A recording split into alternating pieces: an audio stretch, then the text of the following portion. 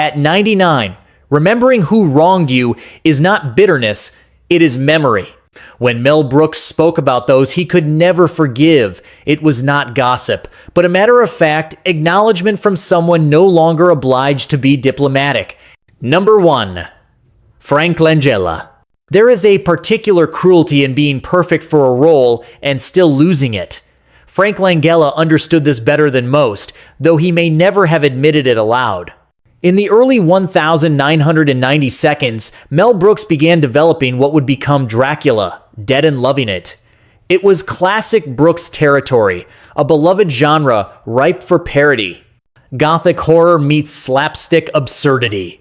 Vampires who trip over capes. Victims who scream too long.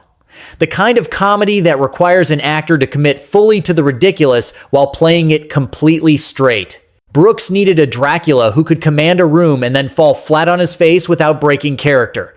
Frank Langella on paper was the obvious choice. He had played Dracula on Broadway to standing ovations. Tall, magnetic, impossibly theatrical. He owned that role in a way few actors ever own anything. When his name surfaced during pre-production, it seemed inevitable. The man was Dracula. The casting felt ordained. But Brooks saw something else. He saw an actor who believed in the material too deeply. And in Brooks's world, belief without flexibility was a death sentence. Rehearsals began, and the friction emerged almost immediately. Langella approached the role with the same gravity he had brought to the stage. Every line delivered with weight, every pause held for dramatic effect. He treated the script like sacred text, immune to the chaos Brooks needed swirling around it. Where Brooks wanted bounce, Langella gave him marble. Where Brooks wanted absurdity, Langella offered reverence. The set, normally a place of controlled mayhem under Brooks's direction, grew tense. Scenes that should have crackled fell flat under the weight of seriousness. The supporting cast, veterans of comedy who understood the rhythm Brooks demanded, began hesitating. They could not find their footing against an actor who refused to let the joke land. One moment sealed Langella's fate. During a pivotal read-through, Brooks handed him a revised line. Classic Brooks construction, a dramatic setup that collapsed into physical absurdity. Langella studied it, paused, and asked without irony, "Do you want me to mock the text?" Brooks stared at him for a long moment. Then quietly he replied, "No, I want you to survive it." Within days, Langella was gone. No shouting, no public announcement, simply a replacement.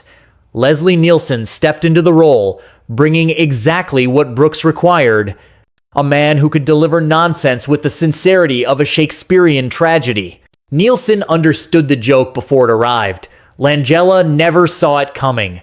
Brooks never spoke poorly of Langella in public. But in interviews about the film, he praised Nielsen endlessly, calling his performance perfect. Langella's name never surfaced. In Mel Brooks's universe, silence was the final verdict. Number 2.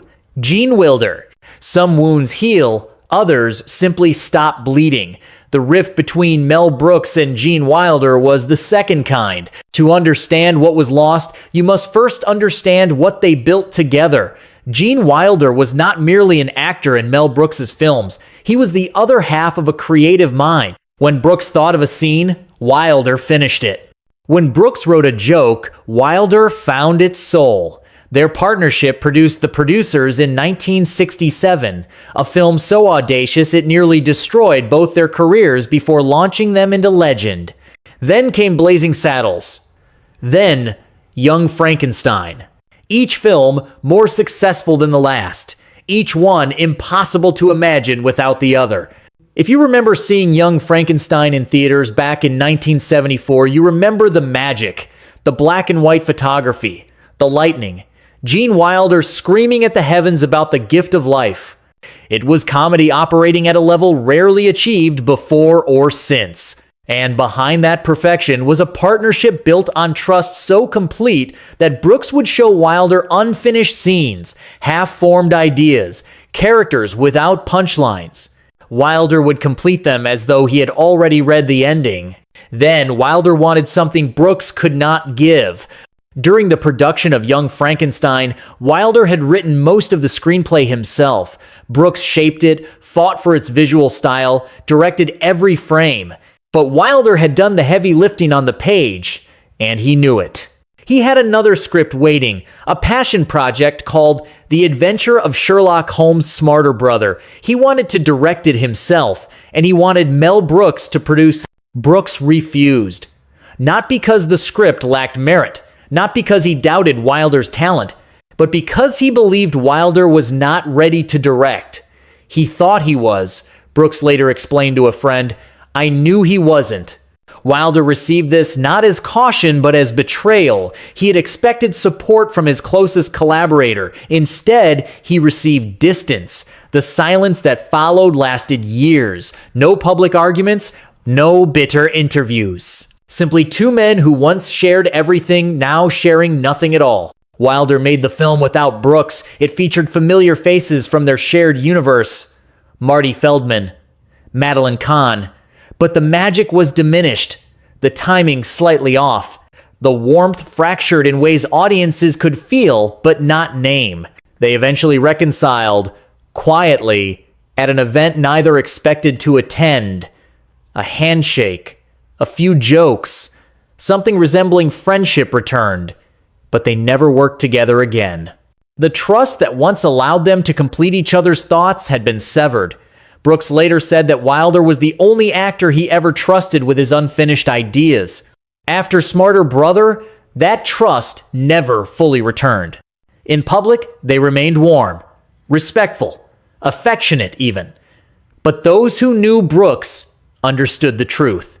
Gene Wilder had stepped outside the circle, and Mel Brooks, for all his laughter, never allowed anyone to step outside twice. Number 3. Chevy Chase. Some actors never made Mel Brooks's list because they failed. Chevy Chase never made it because Brooks refused to let him audition for life. Throughout the 1,980 seconds and into the early 1,990 seconds, Chase was among the most bankable names in comedy. Saturday Night Live had made him a star. Fletch and the Vacation films had made him a household presence. Studios adored him. Audiences lined up. When executives pushed talent toward Mel Brooks's projects, Chase's name surfaced repeatedly. He had the timing, the deadpan delivery, the look of a leading man who could carry absurdity with a straight face. Brooks rejected him every single time. The reasoning was never about talent. Brooks acknowledged Chase's gifts openly. The man could land a joke. He could hold a pause longer than almost anyone in the business. But Brooks had watched Chase carefully over the years, on talk shows, in behind-the-scenes stories passed among directors and producers, in the whispered accounts of collaborators who had worked with him and vowed never to do so again. What Brooks saw was a man who did not play well with others. Chase was brilliant, yes, but his brilliance came wrapped in something corrosive. He made rooms laugh, then made them uncomfortable. He sharpened his wit against colleagues rather than alongside them. He waited for others to finish speaking, not to listen, but to prove he was smarter.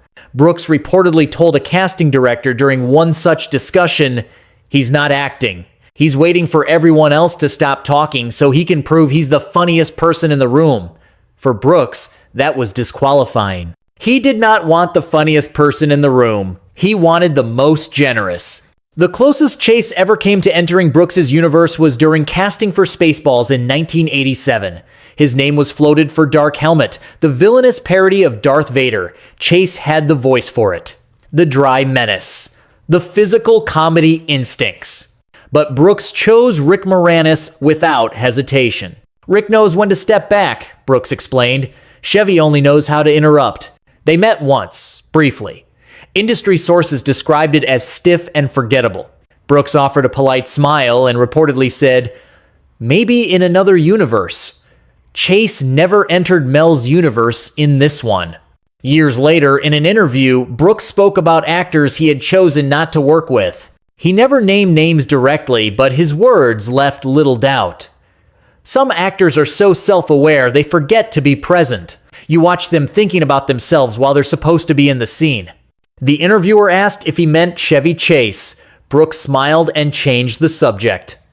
In Brooks's world, chemistry was sacred, the shared rhythm between performers, the silent contract that says, "Trust me, and I will trust you." Chevy Chase trusted no one but himself. And for Mel Brooks, that was enough to close the door permanently. Number 4. Harvey Korman. On camera, Harvey Korman was untouchable. Off camera, he was exhausting. And Mel Brooks, who could tolerate almost any form of madness, could not tolerate exhaustion. For 11 years, Harvey Korman anchored The Carol Burnett Show. 6 Emmy nominations, 4 wins. He was the backbone of sketch comedy at its finest, a performer capable of holding absurd characters together through sheer commitment. When he joined Mel Brooks' stable of actors, it seemed like a perfect marriage. Korman understood timing. He understood faces. He understood how to let a joke breathe just long enough before collapsing into chaos. Blazing Saddles proved this beyond doubt. Korman's portrayal of Hedley Lamarr remains one of the great comedic villain performances in cinema history. Every sneer calculated, every pause weaponized. He delivered Brooks's dialogue as though he had written it himself. The film became a phenomenon, and Korman's contribution was undeniable. But Blazing Saddles was also where the trouble began. Korman came from television, where scripts were loose and improvisation was expected.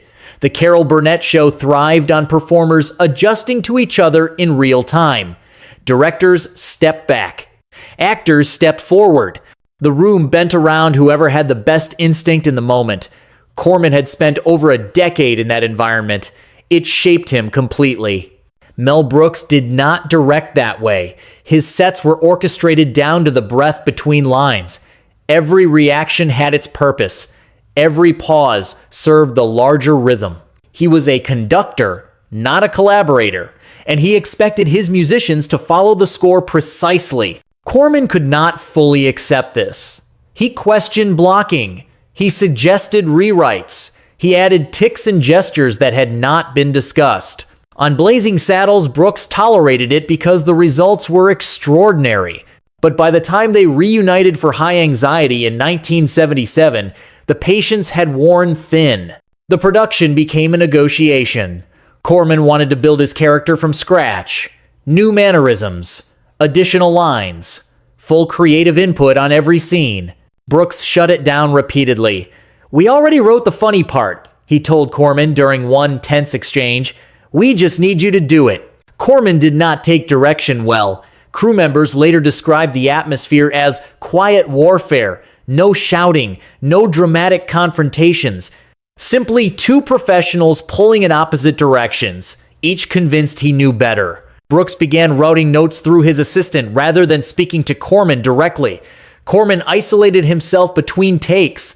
The joy that had once defined their collaboration evaporated entirely. The performance still worked. Korman was too skilled to let personal friction reach the screen. But Brooks never forgot the cost of extracting it. After High Anxiety, Korman's name quietly disappeared from future projects. There was no formal break, no public statement, simply a door that closed and never reopened. Brooks acknowledged Korman's brilliance in interviews for years afterward. He never denied what the man had contributed to his greatest films. But when asked about potential reunions, Brooks offered only vague pleasantries. The truth was simpler and sadder. Some collaborations burn too hot, and when the heat becomes greater than the light, even geniuses walk away. Number 5. Jerry Lewis.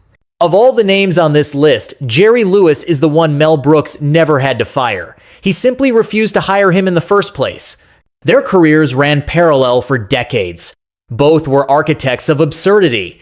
Both wrote, directed, and starred in their own material. Both understood that comedy at its highest level required total control. Hollywood saw them as natural partners. Studios pushed for collaboration repeatedly throughout the 1,970 seconds and 1,980 seconds. On paper, a Brooks-Lewis project should have been inevitable. It never happened, and the reason was simple. Mel Brooks recognized in Jerry Lewis something he could not work alongside, an ego that filled every room before the door even opened. Brooks respected Lewis's work. He praised the Nutty Professor openly. He acknowledged the physical genius, the timing, the willingness to sacrifice dignity for a laugh. But respect and willingness to collaborate are different currencies. And Brooks had no interest in spending his on someone who could not share a frame. The breaking point, if it can be called that, came during a casting conversation in the mid-1980 seconds. Brooks was developing Life Stinks, a satirical comedy about a billionaire forced to survive on the streets. The studio suggested Lewis for a supporting role. They called it prestige casting. Brooks called it a headache he did not need. "I don't need someone who thinks he's funnier than the film," Brooks reportedly told his producer. The name was dropped immediately. But the true measure of their incompatibility came from a single dinner meeting arranged by a mutual contact. Neutral ground, an opportunity for two legends to find common territory. Brooks arrived curious, open to possibility. Lewis arrived late and immediately launched into a 15-minute monologue about the future of American comedy. He barely acknowledged Brooks at the table. He spoke as though delivering a lecture to a student rather than sitting across from an equal. Brooks listened politely, then he left early. He never entertained the idea of working with Lewis again. He didn't want to collaborate, Brooks later told a friend. He wanted applause. In Brooks's universe, the ensemble was everything. Stars were welcome, but only if they understood that the galaxy was larger than any single performance. Comedy required generosity. It required trust. It required the willingness to let someone else take the final laugh. Jerry Lewis could not do this. His genius was solitary. His presence consumed oxygen rather than sharing it. They remained civil in public. Brooks never insulted Lewis in interviews. Lewis rarely mentioned Brooks at all. But those who knew both men understood the reality. There was no lost opportunity between them. There was only a fundamental incompatibility that no amount of studio pressure could overcome. Brooks once summarized his casting philosophy with a single observation. If someone believes they are the center of the universe, they cannot function in mine. I already have a son. Jerry Lewis believed he was the sun. And Mel Brooks had no room for two.